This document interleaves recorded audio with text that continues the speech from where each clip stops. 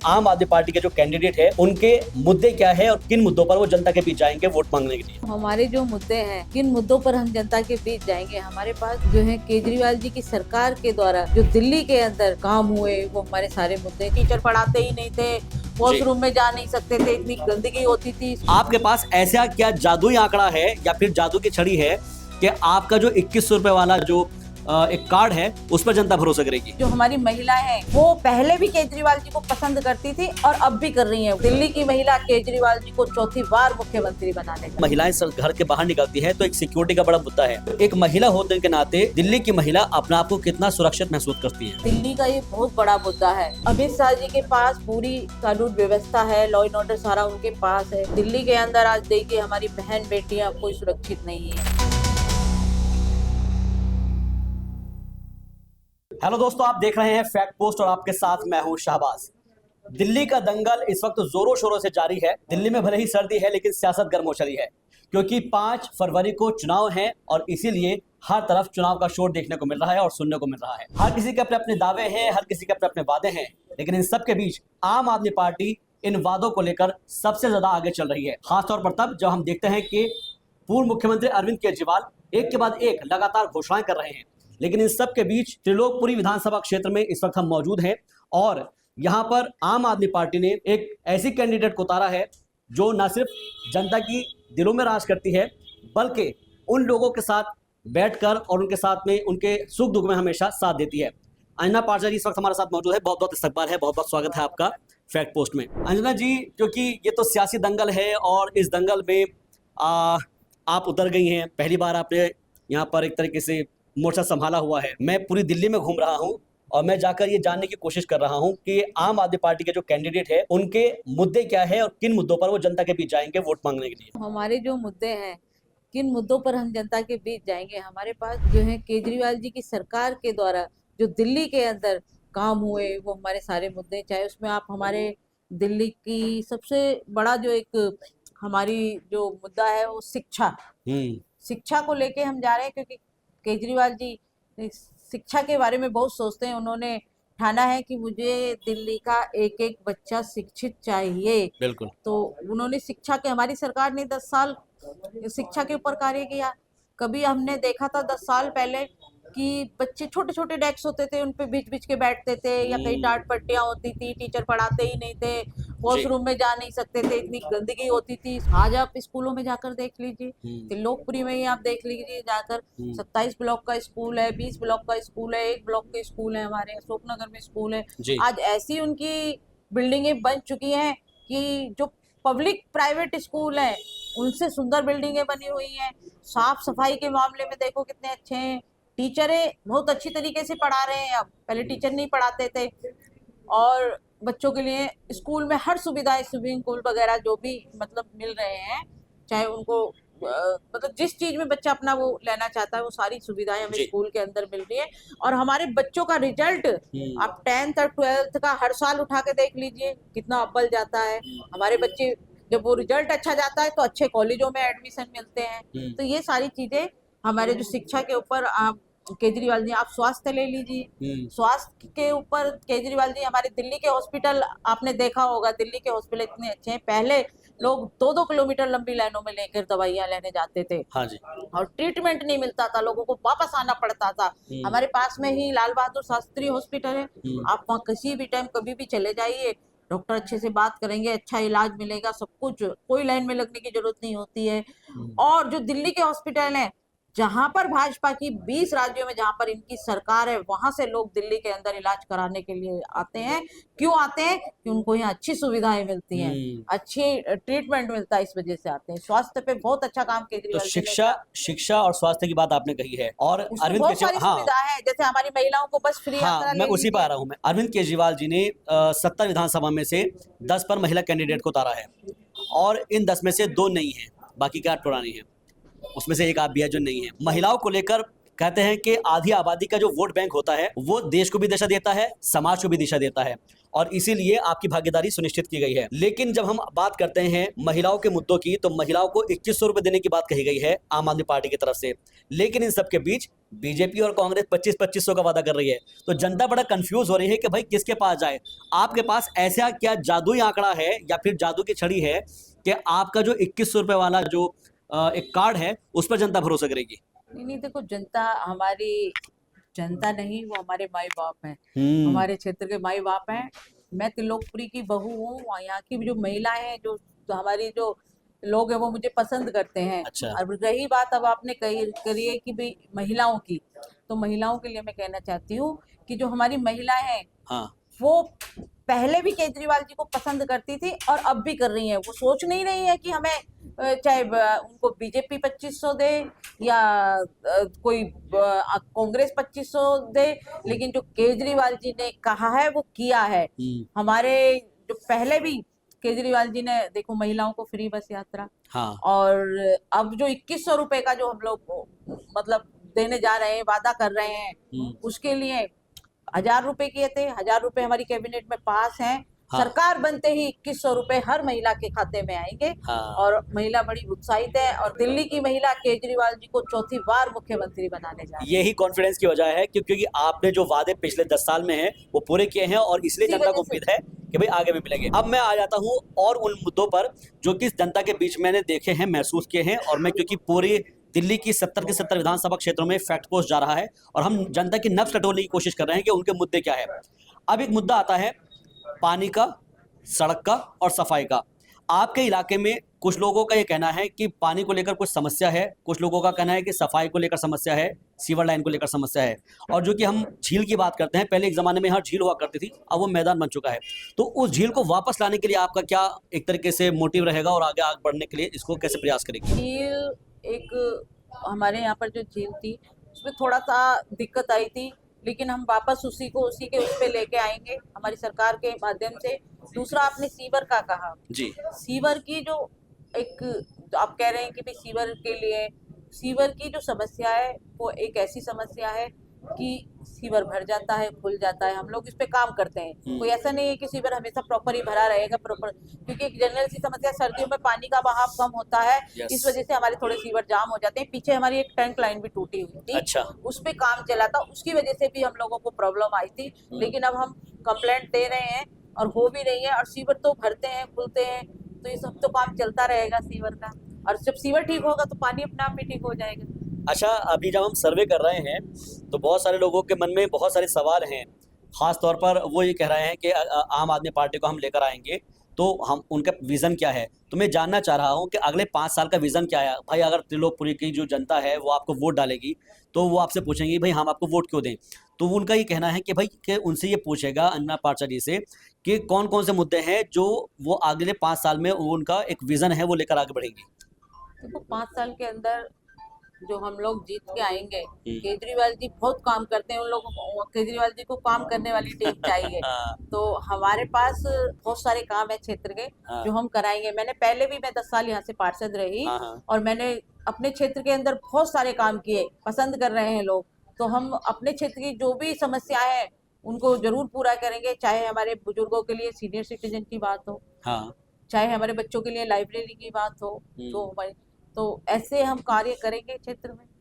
अभी एक बड़ा ऐलान हुआ है, बस में तो पूरा किराया माफ, मेट्रो में हाफ। तो हम कुछ नहीं छोड़ेंगे। केजरीवाल जी सब लोगों को, दिल्ली के लोग उनको पसंद करते हैं, उनको सारी सुविधाएं वो देना चाहते हैं। ये लोग क्या करते हैं, इन्होंने केजरीवाल जी को जब अंदर डाला तो इन्होंने यही तो सोचा, इनके पास कोई मुद्दा नहीं था। इन्होंने सोचा दिल्ली के सारे कार्य रुक जाएं, हम केजरीवाल जी को अंदर डाल दें तो दिल्ली के लोग नाराज हो जाएंगे। लेकिन केजरीवाल जी को दिल्ली के लोग पसंद करते हैं, वो वापस आए, और कोई इनके पास कोई प्रूफ नहीं था। और हम फिर इसी तरीके से, जैसे 10 साल केजरीवाल जी ने काम किया, उसी तरीके से दिल्ली के लोगों के लिए काम करते रहेंगे। एक बहुत अहम मुद्दा आपने उठाया है, अरविंद केजरीवाल जी के ऊपर जो आरोप लगे थे, और उन आरोपों को लेकर वो ये कह रहे हैं कि जब तक जनता की अदालत में मैं बेगुनाह साबित नहीं हो जाऊंगा तब तक मैं सीएम की कुर्सी पर नहीं बैठूंगा। तो क्या ये मान लिया जाए कि 5 तारीख को जो बटन दबेगा वो जनता की अदालत के अंदर अरविंद केजरीवाल की बेगुनाही का सबूत होगा। वो बिल्कुल अरविंद केजरीवाल जी की बेगुनाही का सबूत होगा।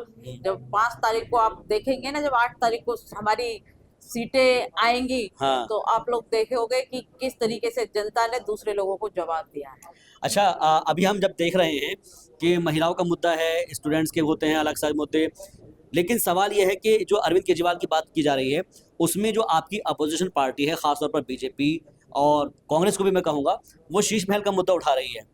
और इस शीश महल को लेकर जो तमाम तरह की सियासत हुई है उसका जवाब भी यहाँ पर संजय सिंह जी ने दिया था। मैं समझना चाहूँगा कि क्या ये भी कोई राजनीति के लिए को लेकर मुद्दा है या फिर लोकल लेवल पर आपके सिर्फ जो मुद्दे हैं वही हावी रहेंगे? यहाँ पर कोई ऐसा शीश महल का मतलब मुद्दा नहीं है। क्या कभी मोदी जी का शीश महल देखा है आपने? मोदी जी दिन में कितने बार कपड़े बदलते हैं, कितनी बार तैयार होते हैं, या कितना उनका जो शीश महल है उसके बारे में कभी आपने पूछा है? तो उनसे भी जवाब लीजिए। ठीक है। अच्छा, ये तो हो गई बात योजनाओं की, मुद्दों की, लेकिन एक जहन में लोगों के ये भी आता है कि महिलाएं घर के बाहर निकलती हैं तो एक सिक्योरिटी का बड़ा मुद्दा है। एक महिला होने के नाते दिल्ली की महिला अपने आप को कितना सुरक्षित महसूस करती है? दिल्ली का ये बहुत बड़ा मुद्दा है। दिल्ली का क्या, पूरे देश का ही मुद्दा है ये। अमित शाह जी के पास पूरी कानून व्यवस्था है, लॉ एंड ऑर्डर सारा उनके पास है। दिल्ली के अंदर आज देखिए हमारी बहन बेटियां कोई सुरक्षित नहीं है।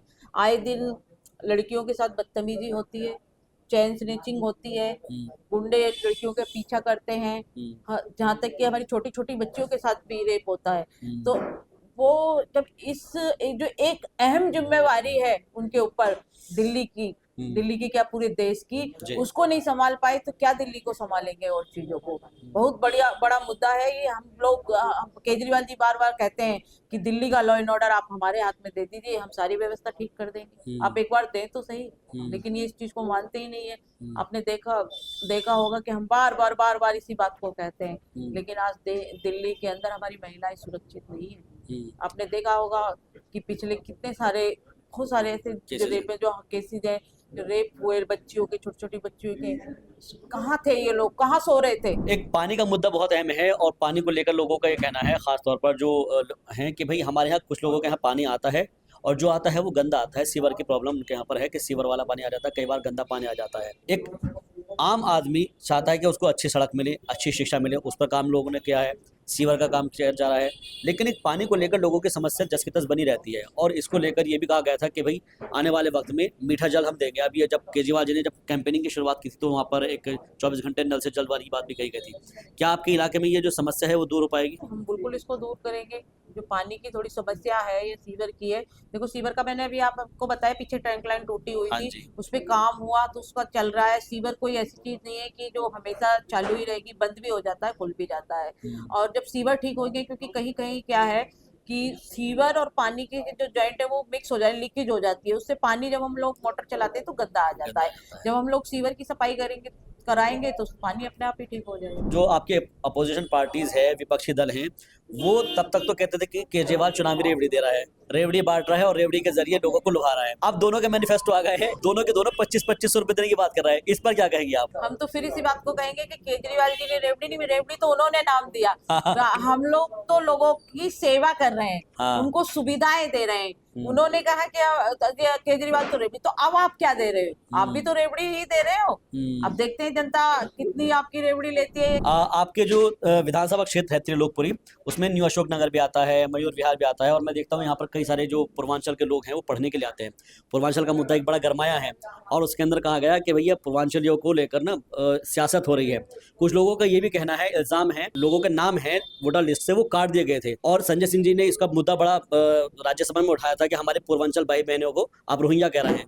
तो रोहिंग्या का मुद्दा क्या दिल्ली में है? ये लोग तो कभी हमारे भीमराव अंबेडकर जी को फैशन बता देते हैं। अभी संसद के अंदर और उन्होंने अमित शाह जी ने जो कहा कि एक क्या अंबेडकर एक फैशन बना रखा है और आप मतलब अगर भगवान का नाम लें तो स्वर्ग में पहुंच जाएंगे।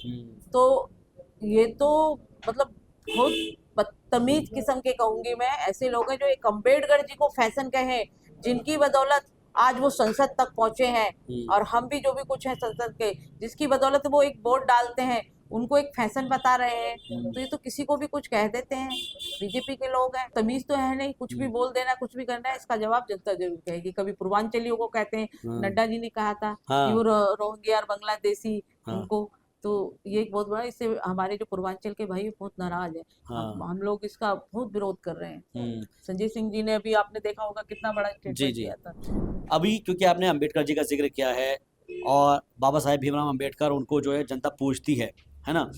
अब हम देख रहे हैं कि अरविंद केजरीवाल की तरफ से एक योजना अंबेडकर जी के नाम पर भी चलाई गई है। हाँ जी, जी, बिल्कुल। ज़रा वो हमारे दर्शकों को बता दीजिए कि उससे जो खासतौर पर दलित बच्चे हैं वो कैसे लाभ उठा सकते हैं अगर आपकी सरकार आती है तो। जो भी हमारे ऐसी समाज के बच्चे हैं, जी। अगर वो गरीब समाज के हैं, ऐसी समाज के हैं, वो उनके पास पैसा नहीं होता, बच्चा पढ़ना चाहता है, बाहर जाना चाहता है, तो उसके लिए भी केजरीवाल जी ने सोचा उनको बाहर विदेश भेजने के लिए जितना भी उसका खर्चा होगा केजरीवाल सरकार दे। शिक्षा की बात हो गई है, स्वास्थ्य की बात हो गई है और इसके अलावा सड़क, बिजली, पानी, सबकी बात हमारी हो रही है। एक रोजगार बहुत अहम मुद्दा है और जब मैं भी यहाँ से आ रहा था एक मुद्दा उठा था कि भाई रोजगारी का मुद्दा है। मैंने कुछ ऑटो वाले भैया हैं उनसे बात की तो उनका ये कहना है कि भाई अगर आपकी बात केजरीवाल जी से हो तो उन तक एक हमारा मैसेज पहुंचा देना कि आपने रैपिडो को ऑन कर दिया, उससे क्या हुआ कि लोग एक सवारी लेके जाने लगे। महिलाओं के लिए बस फ्री कर दी, उससे जो है आधे लोग कट गए हैं। तो बोले कि ऑटो वालों के लिए केजरीवाल जी क्या कर रहे हैं। ऑटो वालों के लिए तो केजरीवाल जी ने बहुत अच्छी घोषणा की थी अभी। हाँ। आपने देखा जो हमारे ऑटो वाले भाई हैं, वो जो उनको मतलब जो वर्दी मिलेगी साल में, होली पे और दिवाली पे हाँ। 2,500 रुपए अच्छा। उनकी, यानी 5,000 रुपए एक साल में उनकी वर्दी के लिए आएंगे। जब वो अपनी बेटी की शादी करेंगे तो 1 लाख रुपए दिल्ली सरकार उनकी बेटी की शादी में देगी। अच्छा। हाँ, और जो उनका हेल्थ इंश्योरेंस है, हाँ। ना भगवान ना करे कोई दुर्घटना हो, उसका 10 लाख रुपए का हेल्थ इंश्योरेंस भी दी। तो ये हमारे ऑटो भाई वाले भाइयों के लिए केजरीवाल जी ने किया है। केजरीवाल जी सबके लिए सोचते हैं, चाहे वो हमारे ऑटो वाले भाई हों, चाहे हमारे बहनें हों, चाहे हमारे बुजुर्ग हों। अभी हमारे बुजुर्गों के लिए केजरीवाल जी ने संजीवनी योजना लेके आए कि हमारे जो 60 साल या 60 साल से अधिक के हमारे बुजुर्ग हैं, माताएं हैं, हमारे पिता हैं, उनके लिए चाहे वो प्राइवेट हॉस्पिटल हो चाहे सरकारी हॉस्पिटल हो, वो अपना वहाँ जाएं और इलाज करा सकते हैं। एक आखिरी सवाल आपसे ये है कि 70 विधानसभा है, 2015 की हमने बात देखी है और 2015 में क्लीन स्वीप करते हुए 67 सीटें जीती, 2020 में 62 हो गई। इस बार ग्राफ ऊपर जाएगा नीचे आएगा? बिल्कुल ऊपर जाएगा। ऊपर जाएगा। चलिए, तो बहुत बहुत शुभकामनाएं आपको अगले ग्राफ के लिए। अब देखना है होगा कि 8 फरवरी को जब नतीजे आएंगे तो जनता किसके पक्ष में वोट डालेगी। अगर आपको हमारा ये कार्यक्रम अच्छा लगा तो हमारी वीडियो को लाइक कर दीजिए, चैनल को सब्सक्राइब कर लीजिए और देखते रहिए फैक्ट पोस्ट।